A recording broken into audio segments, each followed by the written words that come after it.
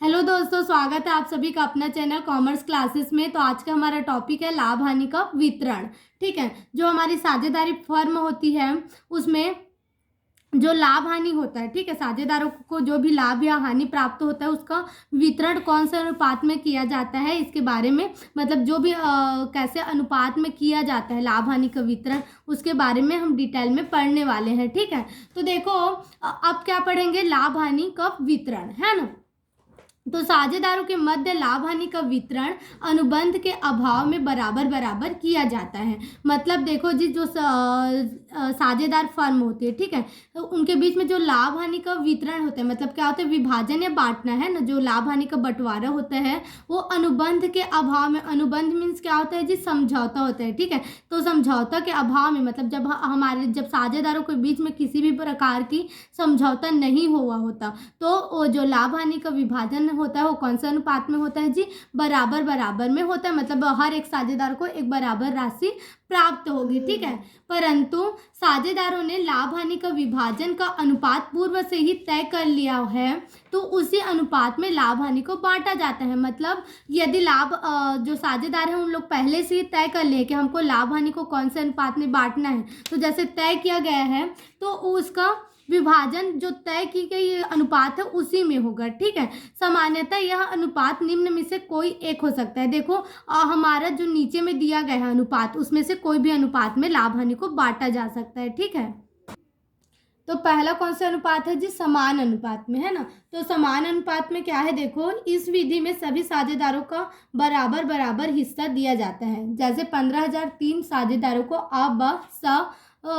को बांटना है तो प्रत्येक साझेदार को 5,000 रुपये मिलेगा। देखो जी, समान अनुपात मतलब सीधा सीधा अर्थ है कि जिसमें सभी साझेदार को समान रूप से राशि दी जाएगी, उसको क्या बोला जाएगा, समान अनुपात में। ठीक है, तो समान अनुपात में भी लाभ हानि को बांटा जा सकता है। ठीक है, अब दूसरा क्या है जी, निर्धारित अनुपात में। निर्धारित मतलब क्या होता है, पहले से जो निश्चित कर दिया गया है वो कौन सा अनुपात कहलाता है, निर्धारित अनुपात कहलाता है। ठीक है, अब देखो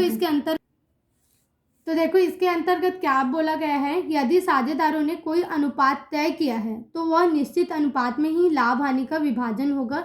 यह अनुपात कुछ भी हो सकता है। यदि साझेदारों ने पहले से तय कर लिया कि हमको कौन सा अनुपात में लाभ हानि को बांटना है, तो वो जो तय किया गया अनुपात है ना, उसी अनुपात में लाभ हानि का बंटवारा हो सकता है, और वो अनुपात कुछ भी हो सकता है। ठीक है, जैसे साझेदारों को ठीक लगे उन लोग वही अनुपात में क्या कर सकते हैं, अपने लाभ हानि को बांट सकते हैं। इसमें किसी भी प्रकार का नियम नहीं होता कि इतना ही अनुपात में बांटा जाएगा। वो साझेदारों की इच्छा पर होता है कि उन लोग कौन से अनुपात में अपने लाभ हानि को बांटेंगे। ठीक है, अब तीसरा क्या है जी, पूंजी अनुपात में। तो पूंजी अनुपात में क्या होता है, जैसे जैसे साझेदार अपने पूंजी लगाए होते हैं व्यवसाय में, उस हिसाब से उनको क्या मिलता है, लाभ हानि मिलता है। ठीक है, यदि लाभ हानि का विभाजन पूंजी के अनुपात में करना तय किया है तो यह अनुपात कौन सी पूंजी का होगा, प्रारंभिक पूंजी शेष या अंतिम पूंजी शेष पर, यह पूर्व में ही तय कर लेना चाहिए।